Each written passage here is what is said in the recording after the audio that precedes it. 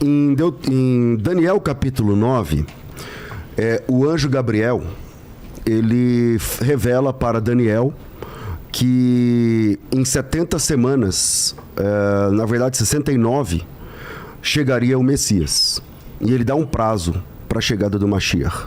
Ele diz o seguinte, desde a saída da ordem para edificar Jerusalém até o Messias, o Nagid, né, ali no hebraico, o príncipe, 7 semanas mais 62. Vou fazer uma piada. Quem dera que os judeus soubessem a Bíblia hebraica, quantos evangélicos sabem? Não sabem, não. Não sabem. Talvez a massa... Você sabe que não. Não, é uma coisa boa. Agora vem você pra cá, Dudu. Agora vem você pra cá. Vem você pra cá. Não é. Aí se me complica, né, filhão? É que não tem uma briga, isso eu tô querendo mostrar desde o começo. Não, isso é verdade. É verdade ou não? Vocês sabem melhor. Sim. Agora vamos lá. Os versículos. O texto diz o seguinte, Daniel capítulo 9, versículo 25, ele fala o seguinte, isso é uma revelação do anjo Gabriel para Daniel, falando sobre a chegada do Mashiach, do Messias, né? Vou falar em português aqui, Messias. Isso. E ele diz o seguinte, sabe e entende, desde a saída da ordem para restaurar e edificar Jerusalém até o ungido, que também é o Nagid, né? Também é o príncipe, 7 semanas mais 62 semanas. Quer dizer, ele dá uma data, ele dá um prazo para a chegada do Mashiach. Esse prazo se cumpre perfeitamente na chegada de Jesus. Perfeitamente. Vocês podem discordar à vontade, mas eu posso dar aqui números, porque na história, a ordem da saída para restaurar e edificar Jerusalém foi em 445, antes de Cristo. Na verdade, em 14 de março de 445 a.C. E a entrada de Jesus, quando ele é aclamado como rei, Messias, ali na entrada triunfal, isso acontece no dia 6 de março do ano de 32. Entre os dois, dão exatamente as 69 semanas de anos. Se Jesus não é o Mashiach, quem é esse Mashiach profetizado aqui? Essa profecia não deu certo? O Rebbe, né? Quero só aproveitar para... Acho que eles estão tendo mais tempo. Dizer que para nós, algo que o Rabino Mirra falou, aproveitando esse último minuto, só para deixar claro o nosso posicionamento, para nós, Deus é espírito. Só deixar isso claro. Deus é espírito. E outra coisa que você falou, que com todo respeito eu acho que não procede, é que o ilimitado não pode se tornar limitado. O que não pode é o contrário, Mirra. O limitado é que não pode se tornar ilimitado, o contrário pode.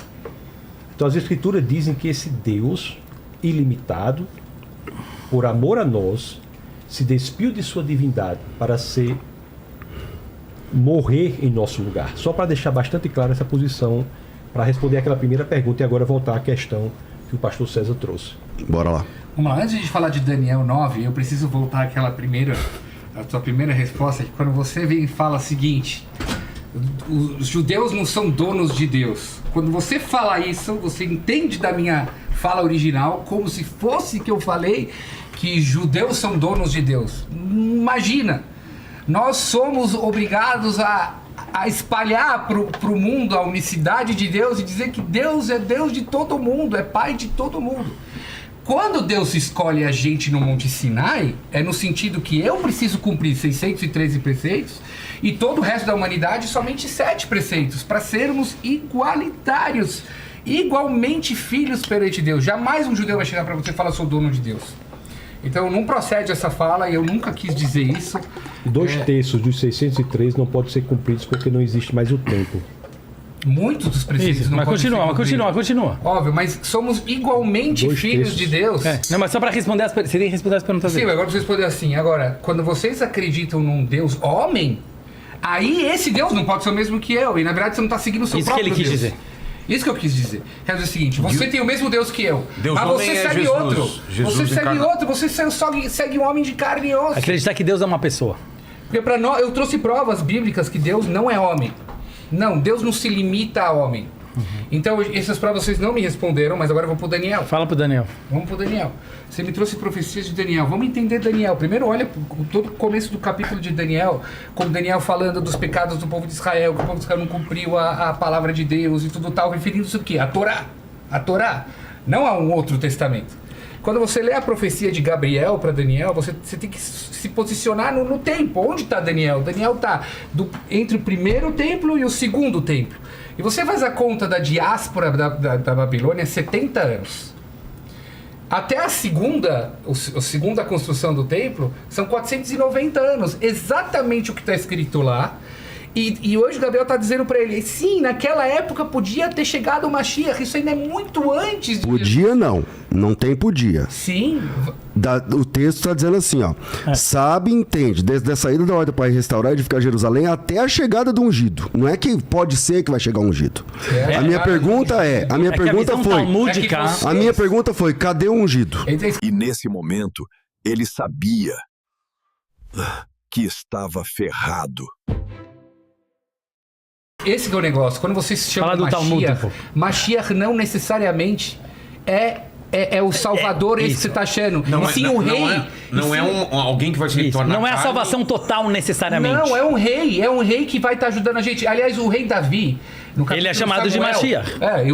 A tradução de Messias é o ungido, todo rei de Israel era ungido. O rei Davi chamava Saul o Mashiach o tempo todo. Koresh é chamado de Mashiach em Isaías. O profeta Isaías... Então quem é esse Mashiach? Me dá esse nome. É o rei. Urash traz aqui. Vou te trazer aqui. Qual rei? Vou te trazer aqui. Tá escrito aqui. Pra mim ia ser mais fácil. Quem é o Ele quer o nome. Não, mas aí você precisa pedir pro Vilela trazer a gente só pra esse. Tá. O debate dentro do povo judeu, quem é o Mashiach? Quem é esse Mashiach? Aí de Daniel. Não, mas isso agora fala. Koresh. Eu tô te adiantando. Koresh é chamado de Mashiach em Isaías já. E ele foi morto? Essa é a tradução literal. Foi.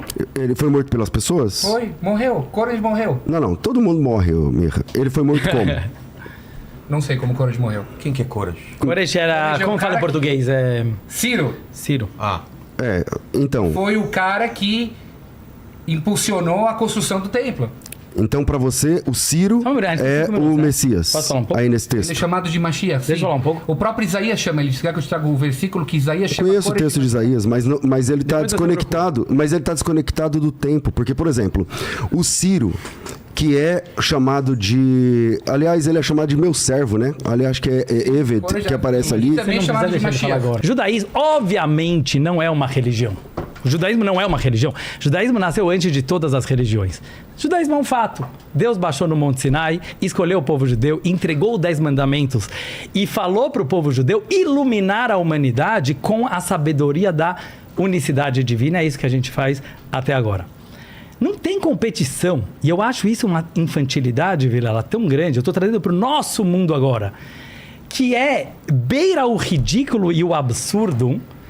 Eu e o Mirra, com todo respeito aos nossos queridos colegas, acharem que 500 anos depois, que os maiores rabinos, cabalistas e sábios, com bispos e padres daquela época, já fizeram todos esses debates e já responderam tudo o que vocês quiserem perguntar, e ainda mais a níveis intelectuais que a gente não consegue entender. Então, para mim, você gostou do Harry Potter, vou trazer outro. Parece menininha do TikTok que tá querendo achar que sabe alguma coisa sobre o que tá acontecendo no mundo. Isso é uma infantilidade, Vilela, e uma arrogância de um nível que não cabe aqui. Então, eu quero finalizar dizendo que é o seguinte: eu acho que o nosso objetivo como pessoas de bem... Eu vou falar... Não foi me cortado 15 segundos enquanto ainda estava correndo o tempo, eu vou falar. Como pessoas de bem, ter a humildade de saber que nós estamos num mundo que hoje em dia está uma bagunça, está criminoso, está agressivo. Em vez da gente se juntar e da gente se unir com valores reais e verdadeiros como amor, unicidade de Deus, como união da família, como valores e princípios, e eu falo isso aqui para dentro da própria religião cristã, que eu vejo pessoas se matando, evangélicos com católicos, desculpa falar, eu não vou falar palavrão aqui, mas ferre-se. Ou seja, vocês estão brigando por uma vírgula. Você acha que Jesus está aí para isso? E eu vou finalizar essa minha fala, depois eu nem preciso falar mais. Uma vez chegou um cara que falou para o Rabino, eu tenho um grande problema, o meu filho, um judeu, é uma história verídica. Falou, Rabino, o meu filho foi para o cristianismo e se converteu para o cristianismo. Não tem coisa pior, né, para um judeu que poderia acontecer do que isso. Aí o Rabino falou, vem aqui no canto que eu vou te falar a verdade. Eu também, ninguém sabe da comunidade. O Rabino falou, Eu tenho um filho que também se converteu para o cristianismo. Na hora que Deus viu os dois batendo papo, Deus apareceu e falou: vem aqui que eu quero te contar um segredo. Quem entendeu, entendeu. Eu também tenho um filho que se converteu. Jesus era judeu. Ele era igual eu e Miha aqui brigando. Ele era um rabino que estava lá, revolucionário, e ele era foda, desculpa a palavrão agora, na minha opinião, no sentido que ele trouxe os valores principais do judaísmo, como amor ao próximo, que ninguém tinha, como família, que ninguém tinha, como monoteísmo, que ninguém tinha, como união da humanidade, melhorar o mundo para uma era melhor. E ele trouxe isso para as outras nações. Isso foi algo fantástico. E eu li isso em livros de Cabala, não sou eu que estou inventando aqui. As religiões que foram criadas em cima de Jesus, que são todas as vertentes... Não, vocês vão ter 2 minutos. Eu falei, não precisa nem mais falar. Que são todas as vertentes cristãs em cima disso, que infelizmente... certo? Assim como tem vertentes judaicas e muçulmanas e budistas, que mataram pessoas por não falar a mesma frase que o cara estava falando. É de uma vergonha tão grande, que eu tenho certeza absoluta que Jesus não queria isso. E para mim ele foi um cara fantástico. Ele não foi Deus porque nenhum ser humano pode ser Deus. E não faz a mínima diferença. Agora, a união... isso pode trazer mensagem para os nossos seguidores do Vilela positivas. Agora, ficar querendo trazer frases bíblicas que pessoas infinitas... é igual vocês discutir a teoria da relatividade com Albert Einstein. Falou. E não respondeu nada, né, filhão? Tem que se esconder de vergonha de tentar fazer uma coisa dessa. A gente traz frases bíblicas porque o debate é sobre a Bíblia. Acho que você entendeu o que eu quis dizer. E se não entendeu, é pior ainda. Não, vamos lá, réplica então, vocês têm... Vai, Tassos. Não, eu só quero dizer, o que o senhor está achando ruim é que nós estamos trazendo frases bíblicas, eu sugiro respeitosamente que repense esse posicionamento, porque o título desse debate é Teologia Cristã versus Escrituras Judaicas. Aí se me complica, né, filhão? Deixa eu olhar no chat GPT, peraí.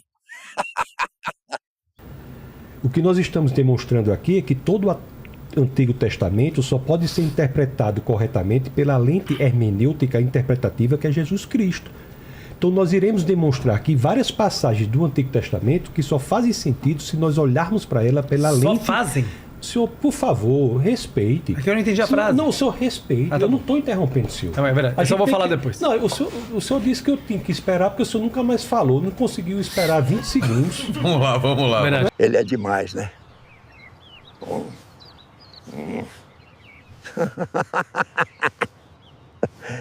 Não é verdade? Assim, apesar que eu fui interrompido. Não, o senhor quer falar do meu tempo? Pode falar. Eu fui interrompido por 1 minuto durante o meu tempo, aí foi a primeira vez que eu descobri que podia parar o tempo. Então vá, desconte 1 minuto, fala se o senhor não acha... precisa. Não depois precisa. eu falo. Então, fala no final. Agradeço. Vou fazer uma coisa depois, eu vou deixar cada um falar 5 minutos livremente.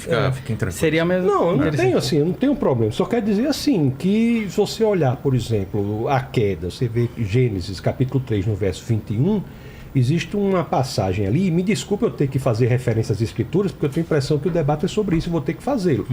Então Gênesis 3, no capítulo 21, fala que na queda Deus chegou e vestiu Adão e Eva com pele, com roupas de pele.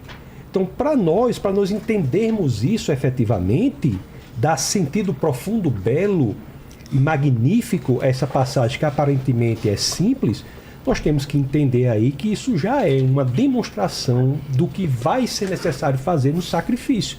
Houve aí um sacrifício animal, já que as peles não eram artificiais, mas naturais. Se nós formos para Levítico 16, por exemplo, que fala do sacerdote, nós vemos uma relação ali que é vista de maneira plena, bela e perfeita, se nós olharmos pela lente interpretativa que é Jesus Cristo. Porque você vê o sacerdote, ele andava novamente com roupas com opulência muito grande, roupas muito belas, com 12 pedras preciosas, cada uma representando uma das tribos, mas no dia específico da expiação, que era só um dia por ano, esse sacerdote se despia dessas roupas perfeitas e vestia uma roupa que um servo, um escravo vestia. E o sacerdote vai ali fazer exatamente o que Jesus de Nazaré, que é o Deus infinito, perfeito, faz. Se despe de sua magnificência para vir encarnar e habitar entre nós. Outra coisa, eu tenho que deixar bastante claro, o cristianismo não é uma religião que nasceu depois do judaísmo, no sentido de que, de acordo com João capítulo 1, verso 1, combinado com João capítulo 1, verso 14, Jesus de Nazaré é o Logos, que precede, inclusive, a criação do próprio tempo. Então, na cosmovisão do cristianismo, o cristianismo não é um movimento histórico apenas, mas é um movimento metafísico, de desvelamento da realidade primeira. Nós estamos falando com aquele conceito, que é o Logos, sobre o qual a civilização grega, que é a civilização mais inteligente que já existiu sobre o planeta, se debruçou por séculos. Esse Logos foi quem encarnou e habitou entre nós. Jesus Cristo não é um elemento unicamente histórico, ele é o Deus encarnado. Em João 14,6, por exemplo, diz: Jesus é o caminho, a verdade e a vida. Ninguém vem ao Pai senão por mim. Se nós formos ler isso em grego, nós temos lá: Jesus é a verdade, é aletheia. Aletheia é um conceito sobre o qual se debruçou a civilização grega por séculos. Então nós temos que deixar bastante claro que a nossa motivação aqui é desvelar a verdade. Para nós, o cristianismo não é uma filosofia. Era o que agora? É a réplica. Passou 40 segundos. Não, Por que não foi 6 falado? minutos que vocês passaram 3. Eu tô controlando o tempo. Não, eu fui 5. Não, eu tô controlando, Dudu. Passaram 3, eles têm 6 minutos. Vamos lá. O senhor quer falar algo? Não, eles vão ter. Mas é porque ele... Eu quero, mas eu me seguro. Vamos lá. Ele é demais, né?